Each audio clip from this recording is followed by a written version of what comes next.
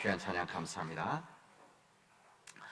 요즘 감염성이 훨씬 강한 코로나 변종의 출현으로 온 나라가 다시 긴장하고 있습니다. 오늘 또 보니까 4만 명 됐다고 그러네요. 지난주에 비해서 이게 벌써 2배 정도 이렇게 돼서 다들 긴장하고 있습니다. 예배 시작하기 전에 우리 최 장로님하고 대화했었는데 장로님도 걱정 많이 하십니다. 그 다음에 이제 어떻게 될지 모르기 때문에 더 염려스럽습니다.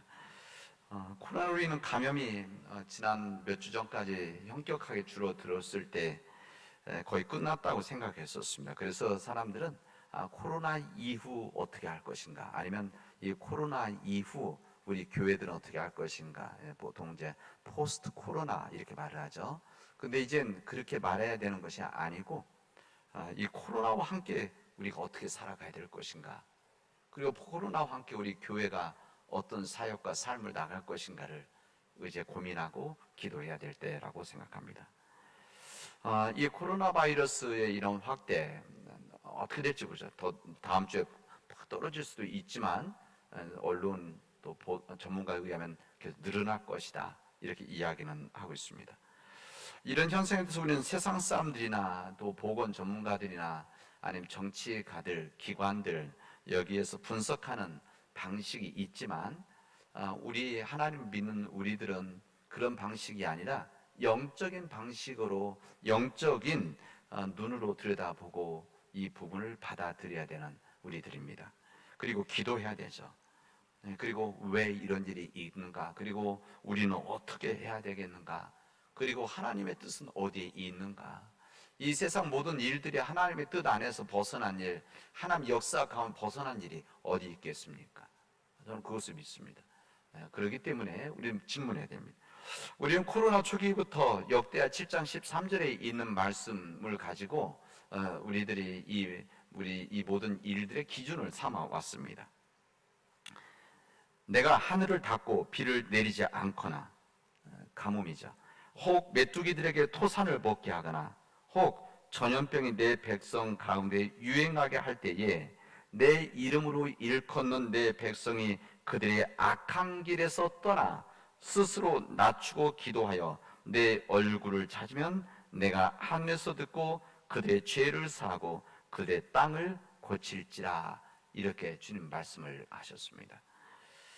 결국 무슨 말입니까? 결국은 우리가 하나님의 뜻 안에서 살고 있는가, 자연과 삶의 고통과 같은 이런 경고, 하나님의 경고가 있을 때, 하나님의 경고라고 하는 것은 자연을 통해서, 역사를 통해서, 사람을 통해서 주시는 거 아니겠습니까? 이런 경고, 하나님의 목소리 경고가 있을 때 우리는 어떻게 해야 될 것인가를 성경은 우리들에게 말씀하시고 있습니다. 지난 3년 동안 이 자연을 통한 이 하나님의 경고가 있어서 사실은 엄청난 우리의 고통도 있었고 희생이 있었습니다. 그러나 이런 시간들을 통해서 우리 인간 삶을 멈추고 우리의 삶을 되돌아보면서 근신하는 시간을 가졌었습니다. 그동안 지금까지와 같이 살아왔던 이 삶이 이렇게 되면 안 되겠구나, 이렇게 되면 더 큰 문제가 일어날 수 있겠다, 이 기후변화, 기후위기, 그리고 이 전염병, 우리가 눈에 보이지도 않는 이런 모든 일들로 인해서 우리가 더 큰 고통을 받을 수 있고 더 큰 경제적인 손실, 소탐 대신 작은 거 얻으려다가 더 큰 것을 잊어버리는 일들이 우리에게 있을 수 있겠구나, 이런 교훈을 우리는 깨달았었습니다. 그래서 근신했죠. 그러나 2년 6개월, 거의 3년 되어 가면서 이것을 잊어버렸습니다. 그리고 잊어버리고 다시 과거의 삶으로 되돌아가고 여기 익숙해져 가고 있는 우리의 상황입니다. 오늘 우리에게 주신 하나님의 말씀, 우리 마가복음에 있는 말씀, 요한계시록에 있는 말씀, 아모스서에 있는 말씀은 하나님께서 우리에게 주시는 인간의 심판에 대한 말씀이 오늘 여기에 담겨져 있습니다. 구약시대 때, 신약시대 때 이 초대교회 속에서 어떻게 하나님의 심판이 있었는가, 우리 성경 우리에게 말씀하시는 것은 인간의 교만, 인간의 탐욕은 하나님 심판의 대상이라는 겁니다. 그거죠. 이 세상이 평화의 삶을 살아가기를 주님은 원하십니다. 하나님의 뜻은 이 세상 사람들이 고통받기를 원하시는 것이 아니라 평화의 삶을 살아가는 것. 그래서 이 땅에서 하나님은 우리가 복된 삶을 살아가기를 하나님은 원하십니다. 그렇죠? 그러나 하나님의 뜻을 어기고 인간이 교만해서, 하나님의 뜻을 어기고 인간이 교만해서 그 탐욕 때문에, 지금 우리가 또 편리한 삶 때문에, 이것 때문에 자연의 질서를 무너뜨리고 끊임없는 인간의 탐욕으로 모든 걸 소유하려고 하는 우리 인간의 탐욕, 이 부분을 주님께서는 그대로 놔두면 이것은 우리 인간이 얼마나 더 큰 고통을 당할 것인가를 하나님은 이번 코로나 바이러스, 또 요즘 계속 이어지고 있는 이 자연의 이 기후 위기를 통해서 우리에게 알려주시고 깨우쳐 주시고 있습니다. 왜 그렇습니까? 하나님께서 우리를 미워해서 그렇지 않습니다. 하나님이 우리를 사랑하시기 때문에, 하나님께서 사랑하시면 포기하지 않으시기 때문에 하나님은 이런 하나님의 사랑의 매를 들어서 우리가 깨닫기를 원하시고 깨달아서 삶을 되돌아가기를 원하시면, 이게 한자로 말하면 되돌아가는 거 회개입니다. 여러분, 우리가 여러 일로 과로를 한다든지 아니면은 우리가 심하게 정신적인 힘듦이 있으면 우리 몸이 버티지 못합니다. 그래서 우리 몸에 열이 나게 되죠. 그리고 몸살이 나게 되어집니다. 우리 몸에 열이 나고 몸살이 난다는 것은 이것 또한 하나님의 은혜이지 않습니까? 우리에게 알려주시는 거죠.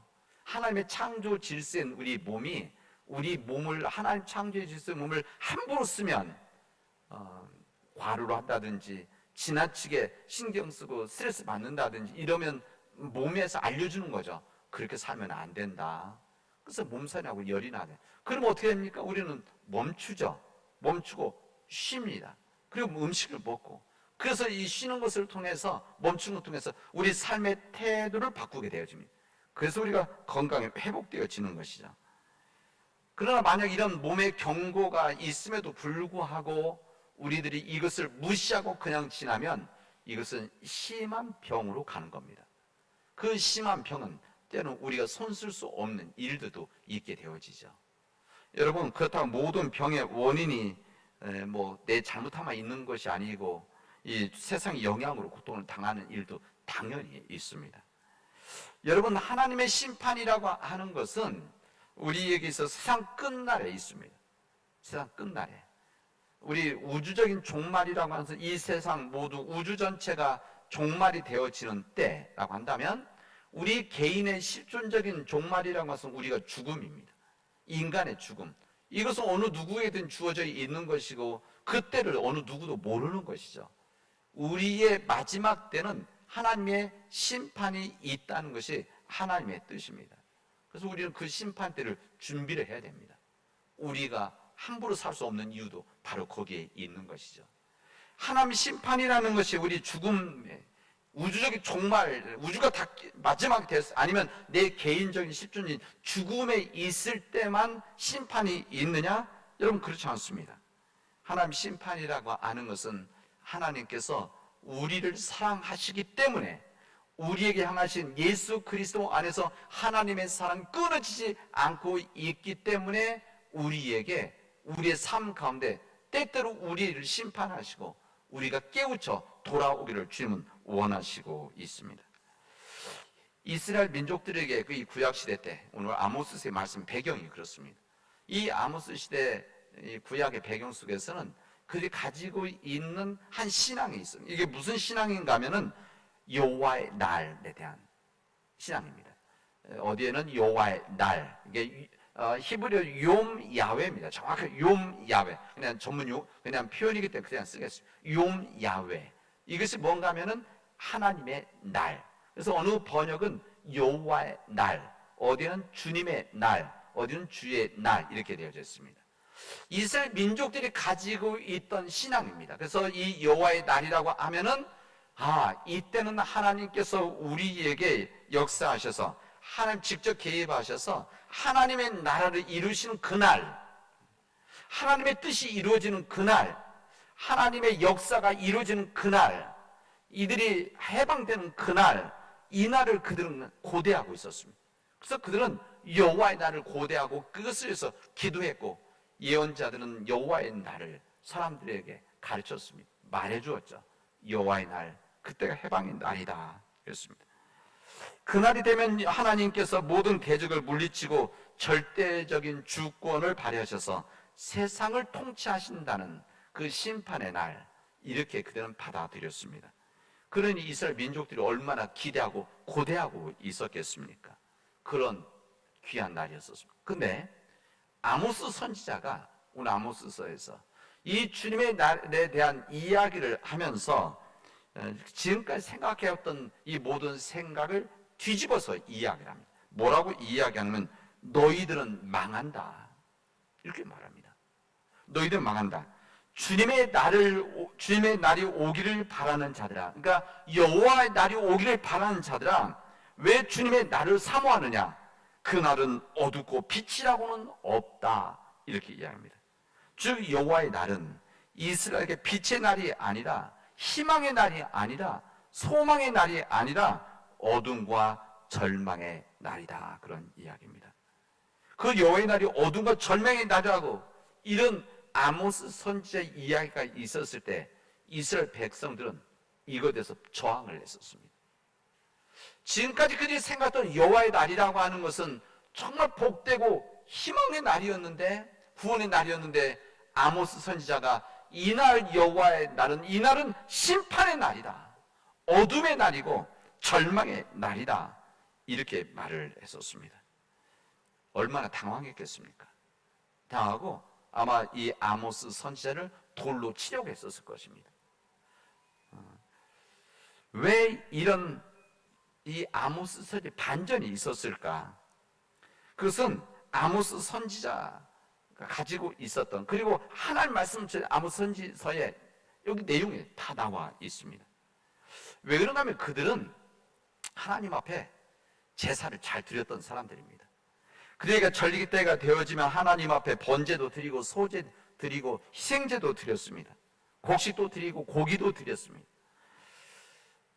소리 높여 찬양도 드렸습니다. 그런데 아모스 선지자는 오늘 본문의 말씀 앞뒤에 보면 무슨 말을 하는가 하면, 나는 너희들이 드리는 제사 나는 싫다, 너희들이 드리는 제사 나는 받지도 않겠다, 너희들이 드리는 제물 곡식과 이 고기 나는 받지 않겠다, 너희들 아무리 찬양해도 나는 그 찬양 받지 않겠다, 이렇게 이야기를 합니다. 왜 그런가? 아모스 선지자는 오늘 본문의 말씀에 이렇게 합니다. 너희들이 살아가는 삶과 예배가 너무 일치되지 못한다, 이거 있었습니다.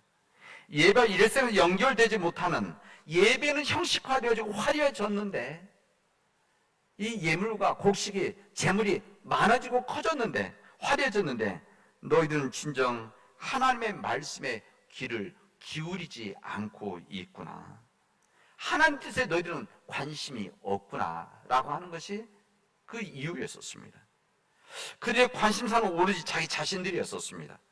성전에다 제물을 바치면, 그들의 성전 앞에서 제사만 드리면 그들의 의무를 다 마쳤다고 생각을 했었습니다. 그래서 그들은 그 이후에 사치와 향락에 빠졌던 겁니다.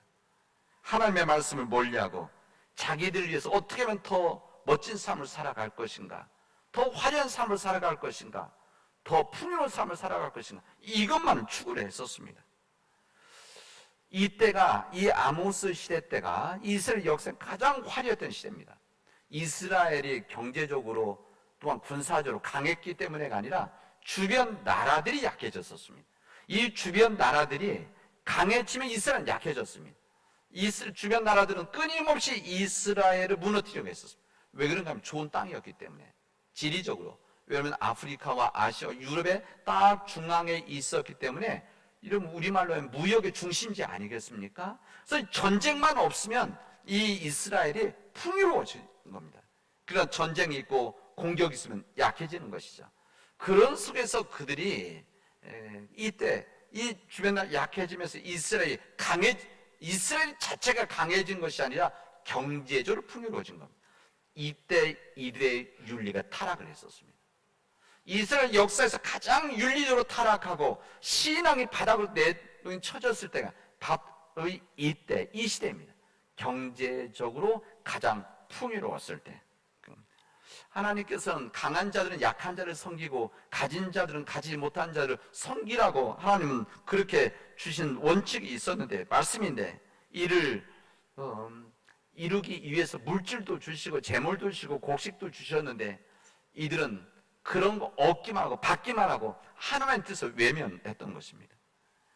이 책임, 그들이 섬겨야 되는 하나님 뜻대로 사는 책임을 망각하고 자기 허영만을 만족시키려 했을 때 하나님은 그들을 놔두지 않으셨죠.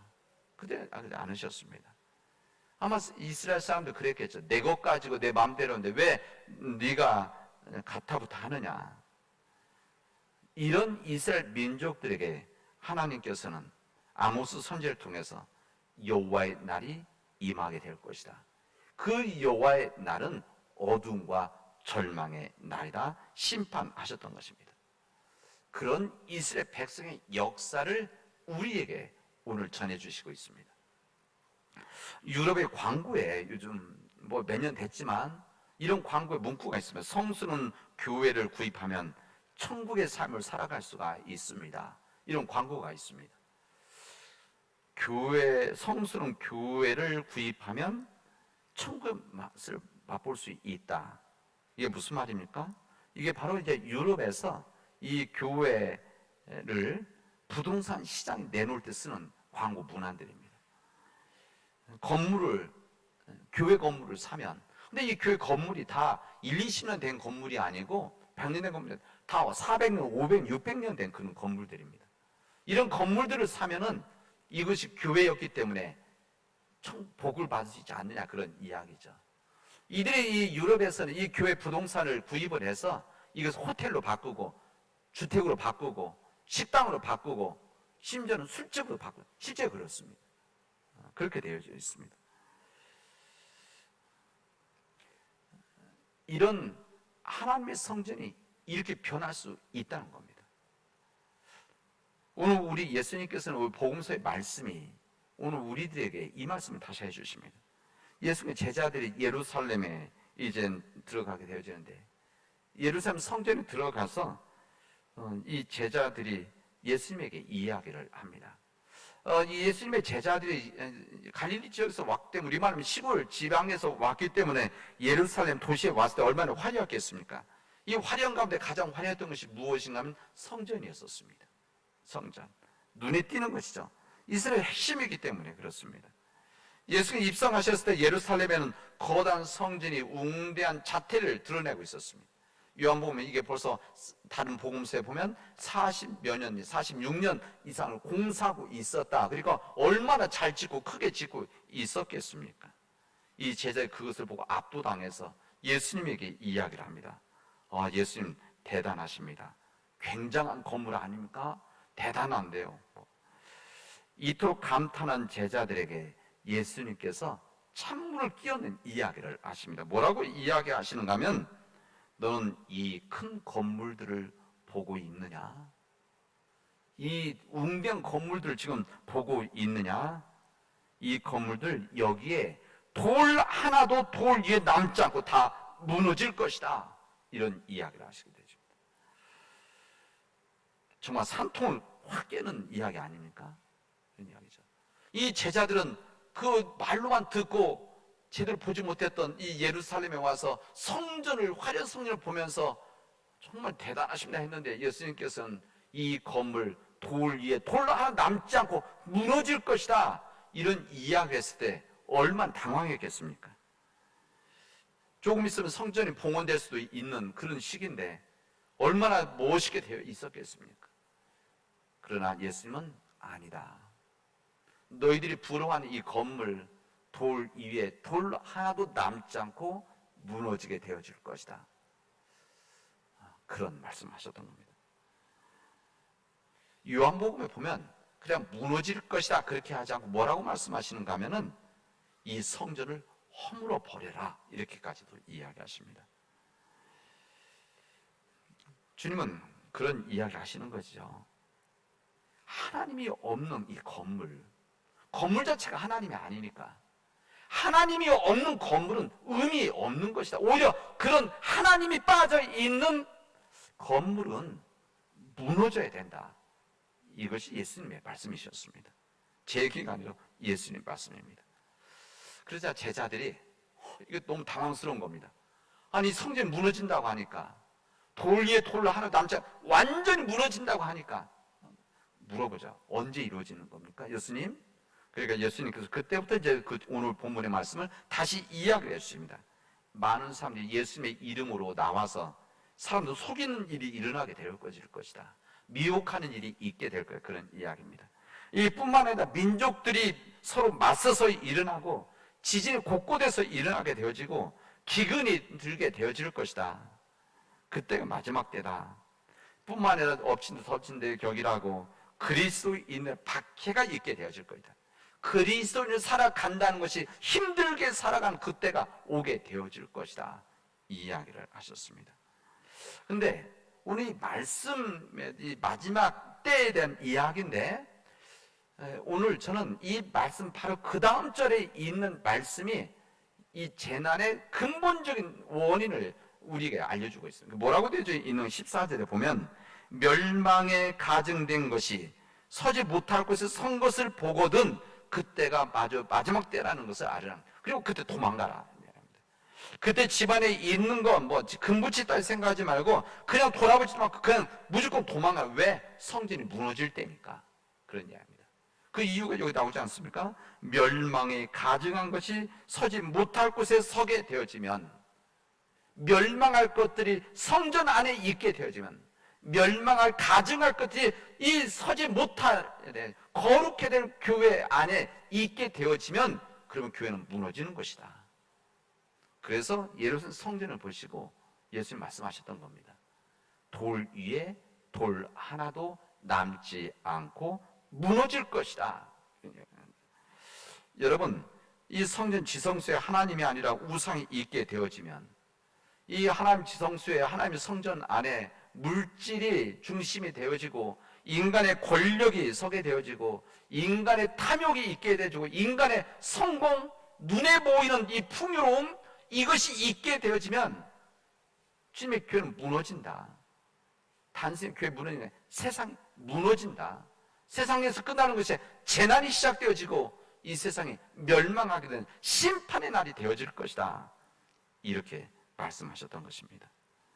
여러분 교회라고 하는 것은 가난해서 절대 무너지지 않습니다. 교회가 물질이 부족해서 무너지는 절대 없습니다. 여러분 박해가 있었을 때 교회 절대 무너지지 않습니다. 그건 확실하죠. 그러나 인간의 풍요로움이 지배하게 되어지면 인간의 물질이 앞서게 되어지면 눈에 보이는 화려함이 앞서게 되어지면 교회는 무너지게 되어져 있습니다. 그래서 우리는 생각해야 되죠. 이 주님의 우리 자신들이 주님의 성전이라고 하지 않습니까? 주님 성경 말씀입니다. 우리 자신도 우리 몸이 성전이다. 여러분 우리 가정 그런 믿음의 가족들이 모인 우리 가정이 하나의 교회입니다. 그리고 우리 지금 함께 보이는 우리 믿음의 공동체가 우리 교회죠. 그리고 우리 노회가 교회인 겁니다. 그런 것이죠. 한국교회 전체가 교회입니다. 그러나 이 안에 내 안에 우리 가정 안에 교회 안에 이 멸망에 가증한 것 다시 말하면 세상의 물질 세상의 가치적인 이 풍요로움과 이 탐욕 인간의 교만함 인간의 쾌락 이것이 중심에 있게 되어지면 우리는 무너진다. 이것을 주님 말씀하고 계신 겁니다.